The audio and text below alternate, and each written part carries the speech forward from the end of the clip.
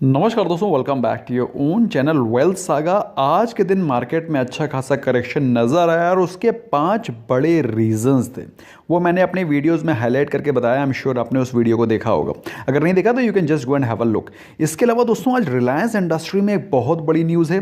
Amazon के जो CEO हैं, बेसिकली उनके हेड हैं जेफ बेजोस साहब, दुनिया के सबसे बड़े रईस आदमी हैं।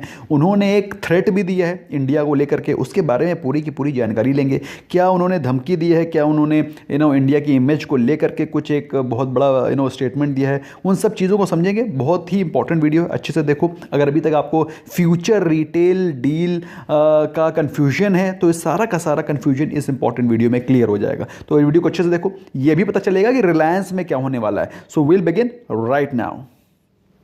दोस्तों, सबसे पहले तो सबसे ताज़ा न्यूज़ समझते हैं। ताज़ा न्यूज़ ये है कि जो रिलायंस और फ्यूचर रिटेल की डील है उसमें बहुत बड़ी खटाई पड़ गई है, क्योंकि दिल्ली हाई कोर्ट ने बोला है कि जो फ्यूचर रिटेल की प्ली है, जिसमें कि उन्होंने कहा था कि अमेज़ॉन को रिस्ट्रेन किया जाए, अमेज़ॉन को रोका जाए, अमेज़ॉन को अवॉइड किया जाए, सेबी, सीसीआई और बाकी अदर अथॉरिटीज़ से लिखने और उनको कंप्लेन करने से रोका जाए, उस प्ली को रिजेक्ट कर दिया है। बात समझ में आ रही है?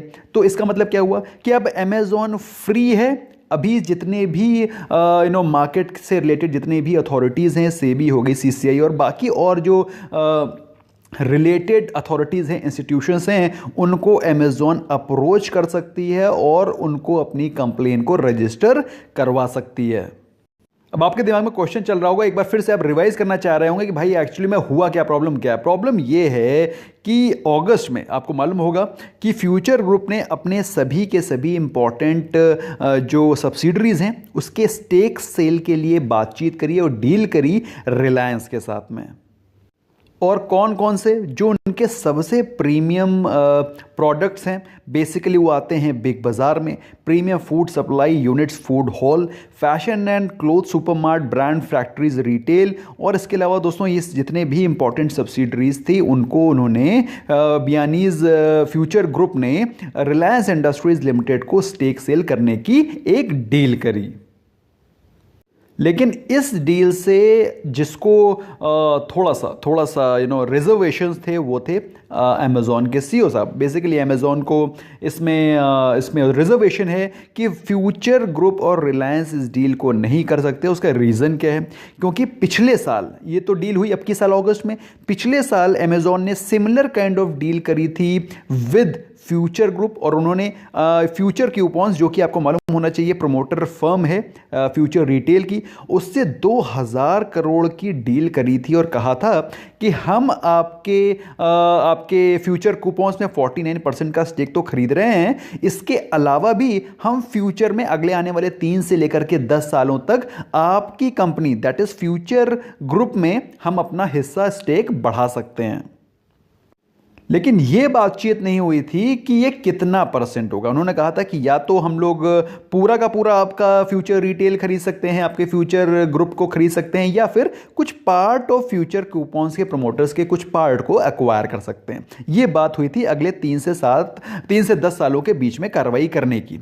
लेकिन आपको मालूम होना चाहिए कि इसके साथ उन्होंने फ्यूचर रिटेल को भी कई सारे बेनिफिट्स दिए थे। और उसमें उन्होंने कहा था कि अमेज़ॉन का जो ऑनलाइन मार्केट प्लेस है, अमेज़ॉन के जो ऐप हैं या फिर अमेज़ॉन की जो साइट है, तो अमेज़ॉन में फ्यूचर रिटेल अपने प्रोडक्ट्स को भी लिस्ट कर सकता है। और अमेज़ॉन का कोई भी फ्यूचर में नया एक्सपेंशन प्लान होगा तो फ्यूचर रिटेल उसका पार्ट होगा। तो ये दोनों ने मिलकर के एक डील करी थी कि भाई हम लोग इस डील को एग्री करके आगे बढ़ाएंगे। लेकिन एकदम से क्या हुआ कि बियानी साहब के पास जब ये लॉकडाउन हुआ तो उनके पूरे के पूरे जो बिजनेस में लॉकडाउन के चलते सारे के जरा बिजनेस ठप हो गए और उनके ऊपर डेट का एक बहुत बड़ा पहाड़ टूट गया और उनके पास कोई और ऑप्शन नहीं बचा। वो 3 साल का भी वेट नहीं कर सकते थे।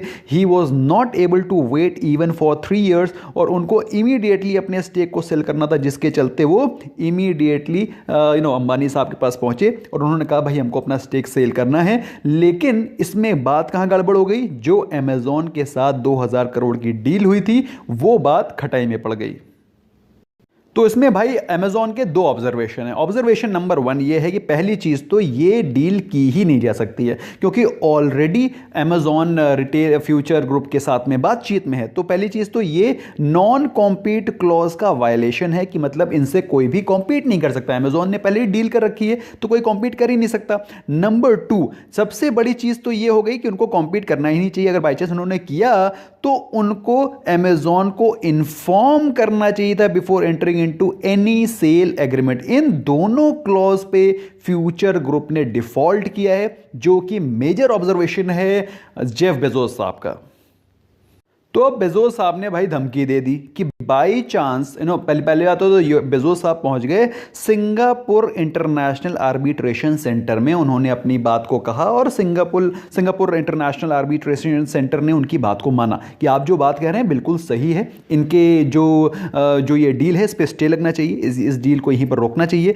फिलहाल अभी बातचीत ये हुई कि स्टे लगने के बाद सिंगापुर इंटरनेशनल आर्बिट्रेशन सेंटर के बाद में ये बातचीत हुई कि कृपया करके ये डिसीजन को इन्फोर्स किया जाए, लेकिन इस डिसीजन को इन्फोर्स करने के लिए इंडियन जुडिशरी जब तक नहीं मानेगी तब तक आप सिंगापुर इंटरनेशनल आर्बिट्रेशन सेंटर के वर्डिक्ट को थोप नहीं सकते। तो क्या हुआ भाई, अमेजोन ने अप्रोच किया इंडियन जुडिशरी को, जिसमें कि फ्यूचर रिटेल ने कहा कि भाई ये अप्रोच नहीं कर सकते इंडिया की कोई भी ऑर्गेनाइजेशन को। तो ये एक प्ली डाली फ्यूचर रिटेल को, जिसको कि आज के दिन दिल्ली हाई कोर्ट ने मना कर दिया है कि no, Amazon can approach SEBI, CCI और एनी अदर ऑर्गेनाइजेशन इस डील से रिलेटेड कोई भी ऑब्जर्वेशन अगर अमेजॉन का है तो अमेजॉन अप्रोच कर सकती है।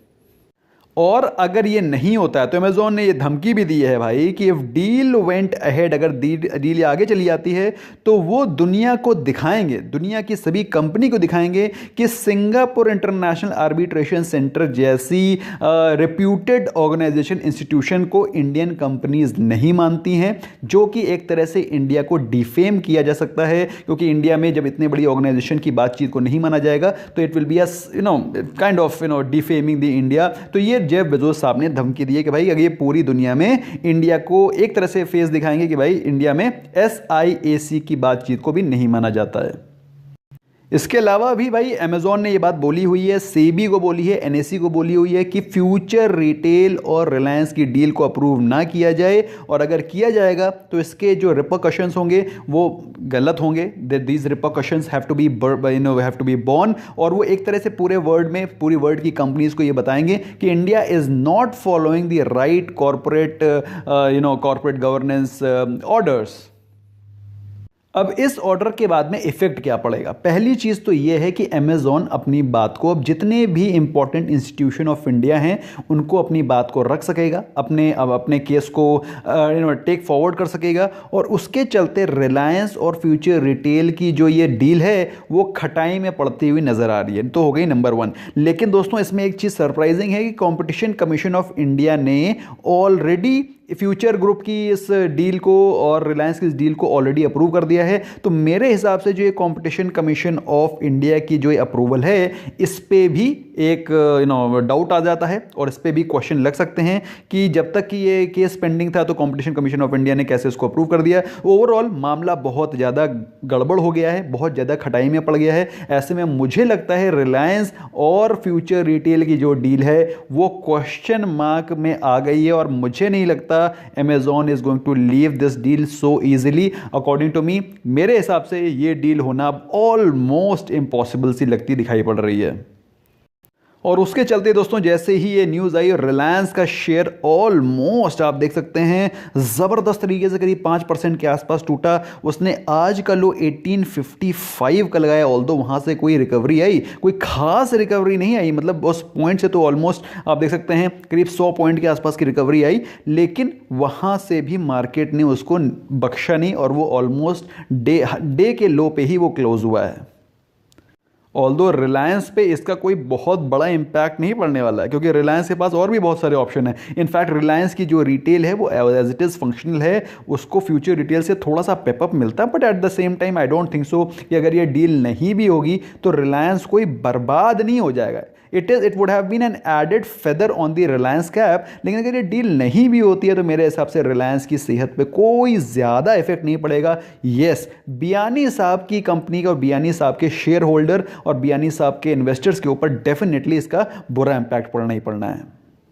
फिलहाल रिलायंस एक दमदार कंपनी है दोस्तों। रिलायंस में अगर कोई भी गिरावट होती है तो मेरे हिसाब से आपको इसको लैप अप करना चाहिए। अब आपका क्वेश्चन ये लाजमी है कि क्या ये स्टॉक 1800 रुपए पे जाएगा, उसको देखते हैं, चार्ट पे भी देखेंगे। फिलहाल एक हफ्ते में स्टॉक करीब 3% के आसपास टूट चुका है, सेक्टर भी गिर रहा है और सेंसेक्स भी गिर रहा है। बात करें एक साल के परफॉर्मेंस की तो रिलायंस के एक महीने के परफॉर्मेंस की तो रिलायंस ने एक महीने में 2% के रिटर्न दिए हैं, मतलब ज़्यादा भागा हुआ नहीं है, और जितना भी भागा हुआ था वो अभी आज करेक्ट कर गया। एक साल में 21% के रिटर्न्स और 3 साल में तो दोस्तों मल्टी बैगर रिटर्न दे चुका है। इसको मैं नीडलेस टू से बार बार कवर करने की कोई ज़रूरत नहीं है। चार्ट पे देखते हैं दोस्तों, तो आज के दिन ये देख सकते हैं हम, you can see very well see this chart over here. 2:02 बजे के आसपास स्टॉक में एकदम से गिरावट आई और स्टॉक में ज़बरदस्त गिरावट के बाद 1855 का लो लगा। 1855 के लो के बाद यहाँ से जो भी वैल्यू बायर थे, जिन्होंने अपनी जीटीटी ऑर्डर्स लगा रखे थे, उनको वैल्यू बाइंग हुई और आज के दिन ही अप्रॉक्सीमेटली 5% का प्रॉफिट हुआ। तो दोस्तों ये पावर होती है जीटीटी ऑर्डर को लगाने की। जो लोग जीटीटी ऑर्डर नहीं जानते हैं तो ये एक एक्सक्लूसिव फीचर है ज़ेरोधा का, जिसमें कि आप एक गिवन प्राइस पर किसी स्टॉक का बाय ऑर्डर लगा सकते हैं और ये ऑर्डर 1 साल तक लगा रहता है। तो इन केस अगर आपने ज़ेरोधा में अकाउंट नहीं खोला, लिंक डिस्क्रिप्शन में है, इमीडिएटली खोलें और इस फीचर का बेनिफिट उठाएं। भाई मैं तो इसको पर्टिकुलरली बहुत यूज़ करता हूँ। एनीवे, तो रिलायंस में भाई आज अच्छे दमदार प्राइस पे बाइंग भी हुई, लेकिन आपको सोच करके ये थोड़ा सा दुख होगा और जानकर के थोड़ा दुख होगा कि रिलायंस का स्टॉक अभी भी वीक है और मेरे हिसाब से यह स्टॉक 1850 के लेवल तक दोबारा जा सकता है। अब आपका क्वेश्चन होगा ये 1855 पर ही क्यों जंप करा, 1840 पे क्यों नहीं गया, 1880 पे 1890 पे क्यों नहीं रुका? क्योंकि दोस्तों ये जो पॉइंट है, अगर आप इसको 1 डे कैंडल लगा देंगे तो आपको समझ में आएगा 1855 is the price of its 200 day exponential moving average. इसका मतलब क्या है कि इसका जो स्ट्रॉन्ग सपोर्ट है वो है इसका 200 एक्सपोनेंशियल मूविंग एवरेज, जो कि है 1860 के आसपास। 1860 के आसपास इसका एक स्ट्रॉन्ग सपोर्ट है, जैसा कि उसने पिछली बार भी ऐसा ही हुआ था। आप देख सकते हैं 200 एक्सपोनेंशियल मूविंग एवरेज के पास वो आया ऑलमोस्ट और वहां से फ्रेश बाइंग आई। तो मेरे हिसाब से ये स्टॉक फिर से it can become weaker and can come down again to sub 1900 level, 1900 के नीचे जा सकता है। तो अगर आप फ्रेश बाइंग करना चाहते हैं तो मेरे हिसाब से 1850 से 1865 is a great buy price. यहां पर आप जीटीटी ऑर्डर लगा सकते हैं। अगर बाई चांस में कोई करेक्शन आती है तो आपको ऑटोमेटिकली 1865 पे ये ऑर्डर बाय हो जाएगा। फिलहाल आज के दिन दोस्तों 28% की शानदार डिलीवरी हुई है मेरे हिसाब से। In case if you want to buy any stock, 25% के ऊपर की डिलीवरी बताती है कि स्टॉक में थोड़ी सी सीरियस बाइंग हो रही है। लोग स्टॉक को डीमैट अकाउंट में वापस लेकर के रखना चाह रहे हैं। मेरे हिसाब से in case if you want to buy Reliance stock, this Reliance stock is a great value buy below 1800 levels. लेकिन 1800 के नीचे तो आना इज नॉट दैट सिंपल। तो मेरे हिसाब से 1855 से लेकर के 1865 के वो लेवल्स हैं जिसपे कि आप जीटीटी ऑर्डर लगा सकते हैं। 1865 1900 के नीचे इसमें एक बहुत ही शानदार वैल्यू आ जाती है, जो कि आज के दिन भी आई और आज के दिन आपने इसमें एक शानदार बाइंग भी देखी। So this is the price at which you can by this stock for the long term. Reliance के बहुत ही अच्छे एक्सपेंशन प्लान है, डरने की जरूरत नहीं है। मार्केट में यही तो न्यूज़ चाहिए जिसके कारण आप एक अच्छे स्टॉक को एक अच्छे लेवल पर बाय कर सकते हैं। अगर इस प्रकार की न्यूज़ नहीं होंगी तो ये स्टॉक यहां थोड़ा मिलेगा, ये स्टॉक तो ऊपर चलता चला जाएगा 2500, 2700, 2900। तो लोगे कब? तो यही सब मौके होते हैं इस तरह के स्टॉक्स को लेने के। That's all from my side friends. I hope आपको ये पूरा का पूरा सिनेरियो क्लियर हुआ होगा और आपको डरने की जरूरत नहीं है। रिलायंस की सेहत पे ज़्यादा फर्क नहीं पड़ने वाला। फर्क किसको पड़ेगा? Let me know in the comment section. आपको क्या लगता है इस डील के बारे में? Please do give your opinion, we want to know that. Bye bye for now.